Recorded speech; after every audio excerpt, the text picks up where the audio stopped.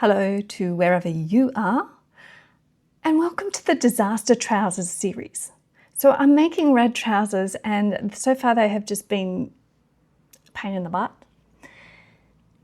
in every aspect. And so today we're starting off with the world's ugliest trousers, and really they were ugly because I used the world's heaviest fabric. Well, for me, heavy fabric not suited to the design when I'm making them for sensory issues. Okay, so I'm having to protect my very unhappy tummy, and that means I make comfortable waistbands.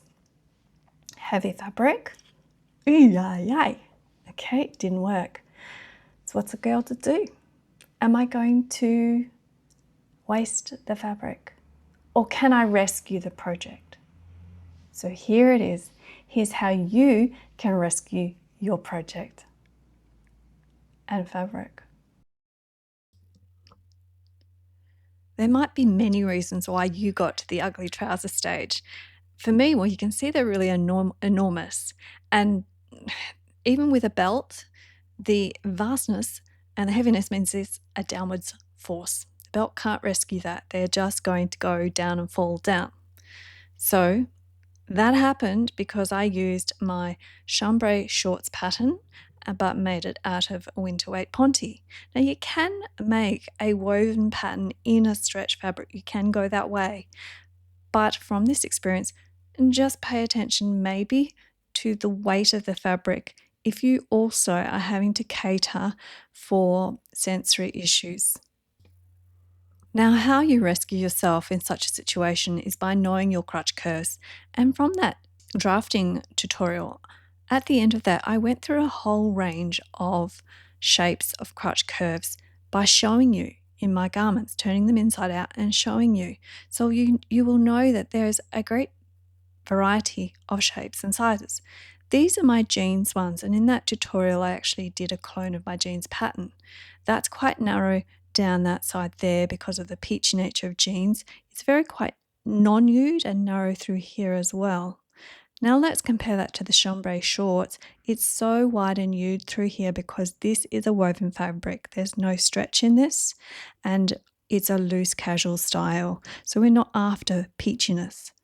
Now, because I knew that, I could then use my jeans clone, because I knew it was smaller than the chambray, I could use that pattern to recut my material. I'm really making sure that that grain line that I just showed you there is true to the grain line of my cut and unpicked bad trousers. Now that can be a bit tricky. You're really going to have to see the grain line on your material because the new pattern may not match the grain of your previously cut pants. And what you'll notice as I'm doing this cutting, one, you're going to notice there's a bit of shaking of the camera or of the table. I'm not sure which happened, but that is the factor of the force of the cutting that I'm doing. It's thick material. So I'm either shaking the floor or I'm shaking the table. I'm not quite sure which, but I am getting around that. And now you're going to notice the next problem. Look, it's not long enough. I'm going to have uneven trouser legs, and I am going to tackle that problem in part 6, so the last part of this. So stay tuned. We're going to see this all the way through. I'm carefully cutting up where I don't have my cutting mat and then getting through the last of this. I thought I probably wouldn't have to unpick that side seam, but yeah, actually I did have to unpick quite a bit to get the next piece out. That was the back piece. So successfully got a back piece out with seam allowances. Now I've got to make sure I've got seam allowance on that corner of that crotch curve because this is a much tighter fit in here.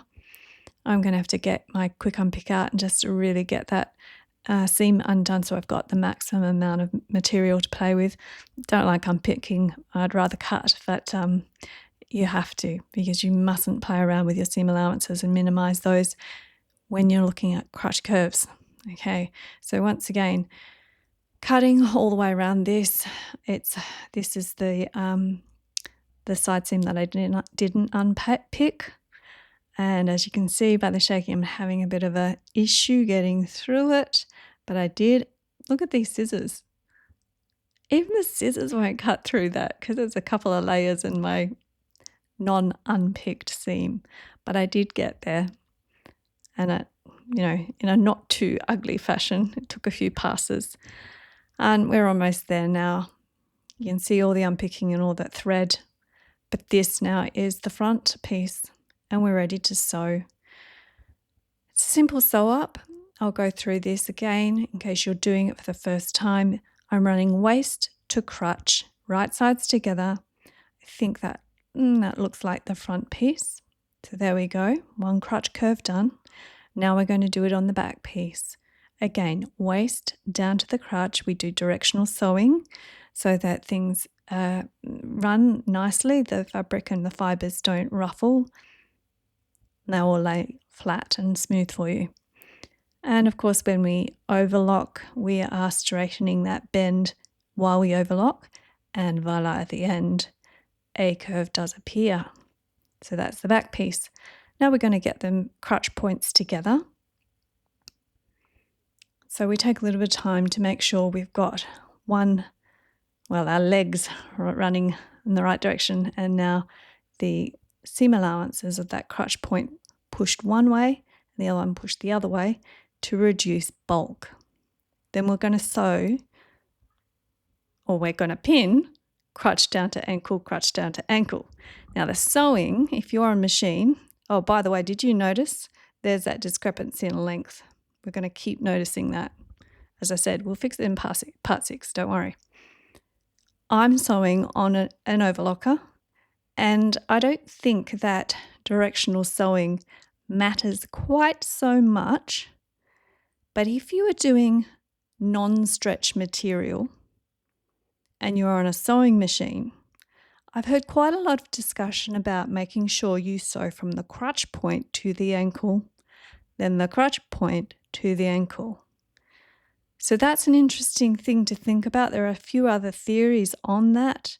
I've been doing some interesting reading, but on a stretch material, I've never had a problem sewing it from ankle through the crutch point and down to the ankle. See, it's not the same length there either, but I've got a nice straight flat line seam. And of course, perfect intersection at the crutch means you did it well. Let's go ahead and do the side seam. I am doing waist down to ankle on both sides. And I have pegged. It will help you get a smoother, neater result because many machines will progress one piece of the fabric, particularly exacerbated with thick fabrics, faster than the other piece of the fabric. So pins or pegs really help.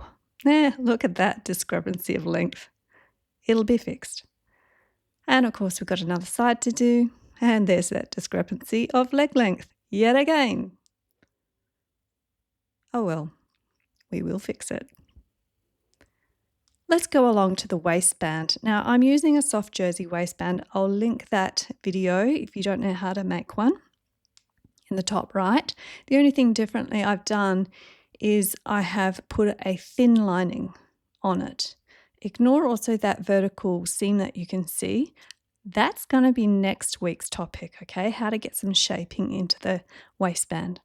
What I'm doing right now, I'm marking quarter points. So I mark the quarters in that waistband join line, and I mark the quarters on my trousers. Trousers very often have a more forward-facing side seam, which is why my quarter point isn't on the side seam. So we must be very particular in measuring the quarter points. On that note, my forward-facing side seam is going to run me into troubles when I decide I want pockets. So that's going to be another episode in this little disaster series. Let's get to joining the waistband. Now, if you haven't done this, I'm going to do this for you again because I'm aware that some people might be first-time viewers. We are matching the quarter points. You saw that there. And then we are stretching out the material and smoothing out all the little rolls and wrinkles, and in my case, the unpicking rubbish that's still there. and just sewing from quarter point to quarter point so that we get a perfect sew up all the way around the circle of that waistband join. I should say at this point, please subscribe, and if you'd like to help a small YouTube channel, one of the best things you can do for us is watch all the way through. It really is a very good thing for the algorithm. All right, I think I'm coming up to the end now. And yes, I am coming up to the end. It was a bit of an effort. And by the way, I think I also did this about a zillion times because the number of times I took the waistband on and off was incredible to do different things.